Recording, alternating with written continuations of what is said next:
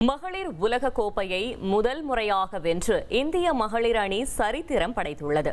வரலாற்று சிறப்புமிக்க வெற்றியை இந்தியா வசப்படுத்தியது எப்படி பார்க்கலாம். இந்திய மகளிர் கிரிக்கெட் வரலாற்றில் சுமார் அரை நூற்றாண்டாக நீடித்த ஏக்கத்தை ஹர்மன்பிரீத் கவுர் தலைமையிலான இந்திய அணி தனித்த தருணம்தான் இது. இறுதிப் போட்டி என்றாலே இவர்கள் நடுநடுங்கி பணிந்து விடுவார்கள் என்ற பழைய வரலாற்றை மாற்றி எழுதி தங்களுக்கான தனி முத்திரையை ஆழமாக பதித்துள்ளது இந்திய மகளிர் படை. நவி மும்பையில் இறுதிப் போட்டி இந்திய ரசிகர்களால் நிரம்பி நீலக்கடலாக காட்சியளித்தது மைதானம்.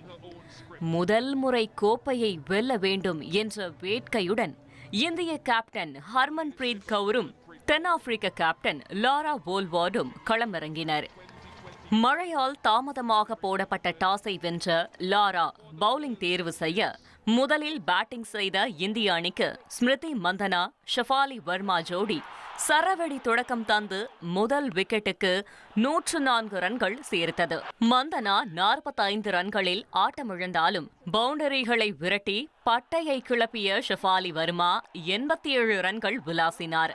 நம்பிக்கை நட்சத்திரம் ஜெமீமாவும் கேப்டன் ஹர்மன்பிரீத் கவுரும் ஓரளவு பங்களிக்க ஆல்ரவுண்டர் தீப்தி சர்மா அரை சதம் அடித்தார். இறுதிக்கட்டத்தில் ரிச்சா கோஷ் அதிரடி காட்ட 50 ஓவர்கள் முடிவில் 7 விக்கெட் இழப்பிற்கு 298 ரன்கள் குவித்தது இந்தியா.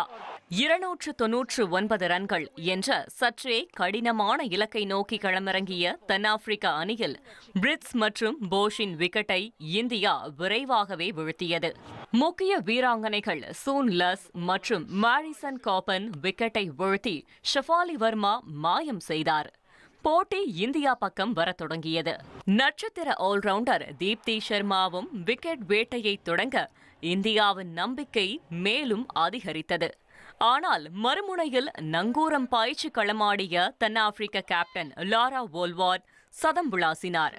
லாராவின் நிலையான இன்னிங்ஸால் விறுவிறுப்பான கட்டத்திற்கு போட்டி நகர்ந்த சூழலில் 42வது ஓவரில் லாராவின் விக்கெட்டை வீழ்த்தி தீப்தி சர்மா திருப்புமுனை தந்தார். லாரா அடித்த பந்தை தட்டு தடுமாறி அமன்ஜோத் கவுர் பிடித்தபோது ரசிகர்களின் இதய துடிப்பு எகிரியது. கடைசி அச்சுறுத்தலாக கருதப்பட்ட நாடின் டி கிளர்க்கை தனது 5வது விக்கெட்டாக தீப்தி சர்மா வீழ்த்த 246 ரன்களில் தென்னாப்பிரிக்கா ஆல் அவுட் ஆனது.